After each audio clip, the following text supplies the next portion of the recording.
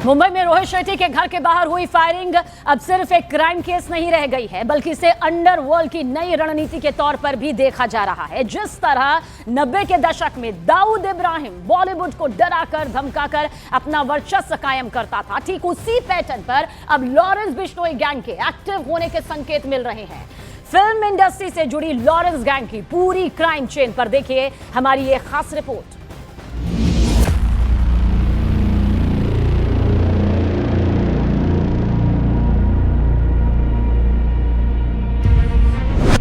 क्या film industry को जानबूझकर टारगेट कर रहा है लॉरेंस बिश्नोई?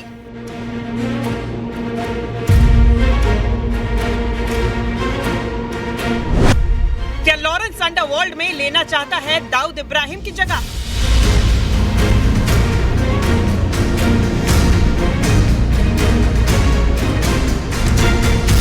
नब्बे के दशक में जिस तरह दाऊद इब्राहिम फिल्म इंडस्ट्री के लिए खौफ का साया बनकर उभरा था, उसी रास्ते पर अब जेल में बंद गैंगस्टर लॉरेंस बिश्नोई भी चलता दिखाई दे रहा है।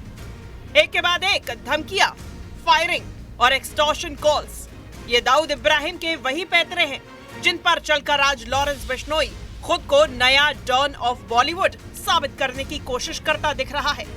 रोहित शेट्टी के घर के बाहर हुई फायरिंग खौफ के इसी धंधे की ताजा कड़ी मानी जा रही है। रोहित शेट्टी और सलमान खान के घर हमले का एक सा पैटर्न।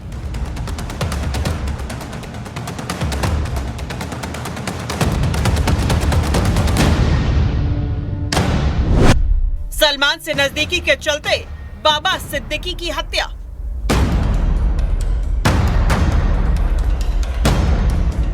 मुंबई के जुहू इलाके में फिल्म डायरेक्टर रोहित शेट्टी के घर के बाहर हुई फायरिंग ने पुलिस और सुरक्षा एजेंसीज को अलर्ट मोड पर ला दिया है। जांच इसलिए भी गंभीर है क्योंकि फायरिंग का तरीका बिल्कुल वैसा ही है जैसा पहले सलमान खान के घर के बाहर अपनाया गया था। पहले रेकी, फिर बाइक पर आए शूटर, चेहरा ढका हुआ और वारदात के बाद फरारी। इस मामले में विदेश में बैठे लॉरेंस बिश्नोई गैंग के गैंगस्टर्स ने सोशल मीडिया पोस्ट और फिर एक ऑडियो के जरिए फायरिंग की जिम्मेदारी लेने का दावा किया है। इस धमकी भरे संदेश में कहा गया कि रोहित शेट्टी को पहले भी समझाने की कोशिश की गई थी और ये फायरिंग सिर्फ एक ट्रेलर है। आगे चेतावनी दी गई कि अगर बात नहीं मानी गई तो अगली गोली घर के बाहर नहीं बल्कि बेडरूम में चलेगी। यही नहीं, पूरे बॉलीवुड को भी खुली धमकी दी गई है।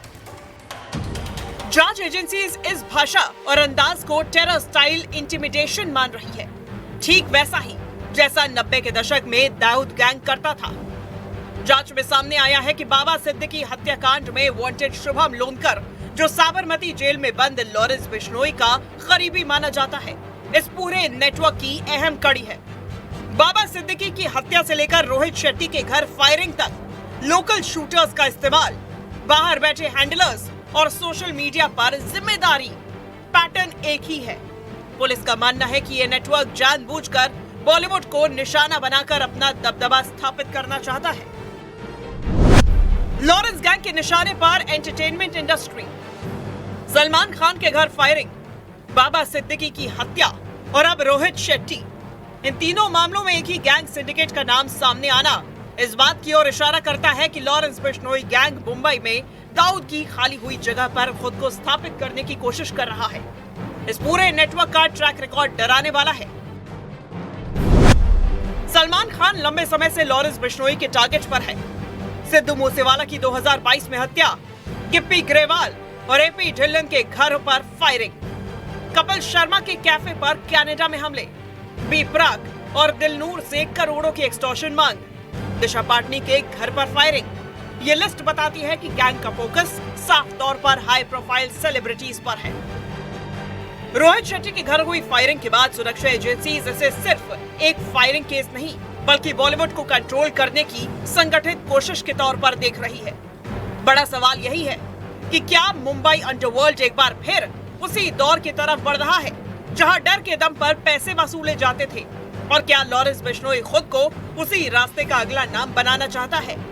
पुलिस अब इस मामले में जेल में बंद बड़े गैंगस्टर्स से भी पूछताछ की तैयारी में है ताकि ये साफ हो सके कि रोहित शेट्टी के घर हुआ ये हमला सिर्फ एक शख्स को डराने के लिए था या पूरी इंडस्ट्री को मैसेज देने के लिए? आनंद तिवारी, न्यूज़ 18 इंडिया, दिल्ली।